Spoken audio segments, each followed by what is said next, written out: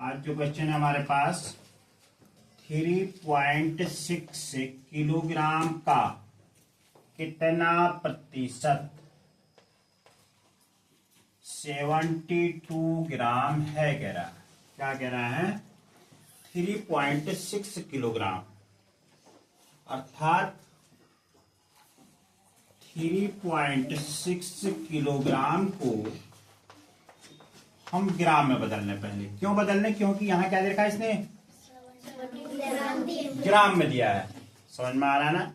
तो मैंने आपको कहा कि जब भी ऐसी कोई सिचुएशन होती है तो हम बड़ी वाली जो इकाई होती है उसको क्या करते हैं, छोटी वाली इकाई में सबसे पहले कन्वर्ट करते हैं। क्या करते हैं? छोटी वाली इकाई में।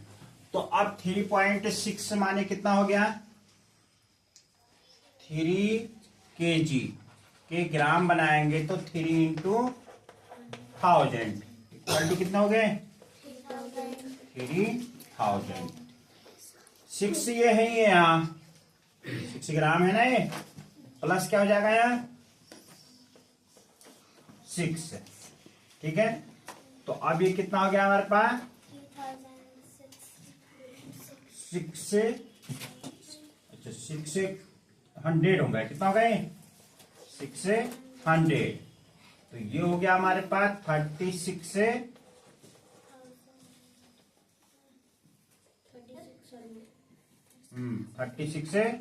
100। 3 किलोग्राम के तो 3000 हो गए। 6.6 है ये। 0.6 क्या है? ध्यान से देखिए कहा 0.6 kg कह रहा है उसको। ये 0.6 kg माने क्या हुआ? 600 ग्राम हुआ। क्या हुआ? 600 ग्राम हुआ। तो इसलिए हमने इसको क्या लिख दिया? 36 से 100 लिखा। 3000 प्लस 6 से 100 हो गया। क्या हो गया? 3000 प्लस 6 से 100। अब क्या होगा?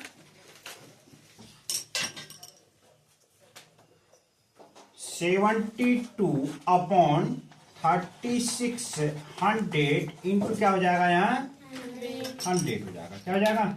100। अब ये 0 से 0 कट गया, 0 से 0 कट गया। 36 2 जा 72।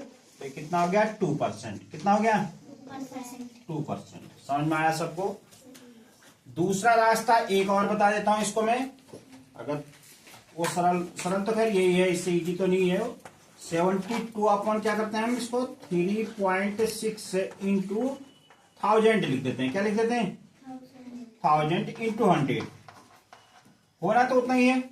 यहाँ 0 0 काट लो, यहाँ 0 0 काट लो। अब 10 से जो है इसको क्या करेंगे हम? मल्टीप्लाई करेंगे। तो जो है हमारे पास जो आंसर आएगा वो भी क्या आ जाएगा? यहाँ 2 ही आएगा। 36 से इतना यहाँ आ जाएगा 360। 36 बच जाएगा वो। ठीक है, 36 से 2 जा कर देंगे क्योंकि 0 है, 0 है तो ये 10 इधर हटेगा। हटेगा तो क्या हो जाएगा? 72 अपॉन 36 हो जाएगा। समझ में आ रहा है क्या? अच्छा, अब दूसरा क्या है? एक वस्तु को कह रहा है 600 में विक्रय करने पर। विक्रय माने क्या हुआ? हाँ, विक्रय करने पर दुकानदार को 20% का लाभ हुआ। कितने का लाभ हुआ? 20% का। वस्तु का क्रय मूल्य ज्ञात करो कह रहा है। अब वो कितने में खरीदी थी? विक्रय माने क्या होता है? बेचा। हमने कोई वस्तु कितने में बेची कह रहा है? वस्तु का विक्रय मूल्य। क्या लिखेंगे?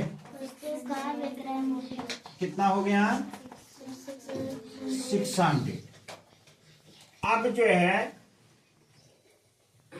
लाभ, लाभ प्रतिशत कितना आ रहा है बेचने में इसको? प्रतिशत इक्वल टू 20%। इसका मतलब क्या है? ये चीज इससे कम में खरीदी गई है ना, तभी तो लाभ हो रहा है। भाई कोई चीज अगर आप जो है किसी चीज में 20 रुपए का फायदा लेते हैं, समझ में आ रहा है, तो इसका मतलब वो चीज आपने कितने 20 रुपये कम में खरीदी है। सपोज ऐसे समझो, अगर आप 50 रुपये में कोई कॉपी बेच रहे हो और आपको जो है क्या हो रहा है? 20 रुपये का फायदा हो रहा है, तो लक्षित वो कॉपी कितने की खरीदी तूने? तो उसका क्रय मूल्य क्या था? बताओ। उसका क्रय मूल्य क्या रहा?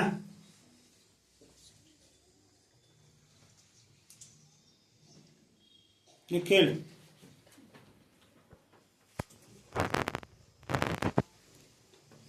चेतन, सर हमने कितने में खरीद के लाए? आपने 20 रुपए कमाए, 50 रुपए में बेचे कह रहे हैं हम, तो आप उसको लाए कितने में?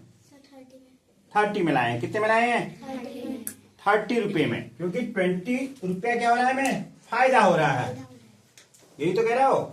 अब यहाँ 20% है। जब ऐसी कंडीशन होती है तो हम क्या कर लेते हैं, इसमें 600 जो विक्रय मूल्य है इसको ऊपर लिख लेते हैं। ये 20% 20% काय में होता है? 100 में होता है। कितने में होता है? 100 में। 100 में ये जो परसेंट दिया है इसको ऐड कर देंगे, 120 इंटू जो है 100 कर दो। समझ में आ गया?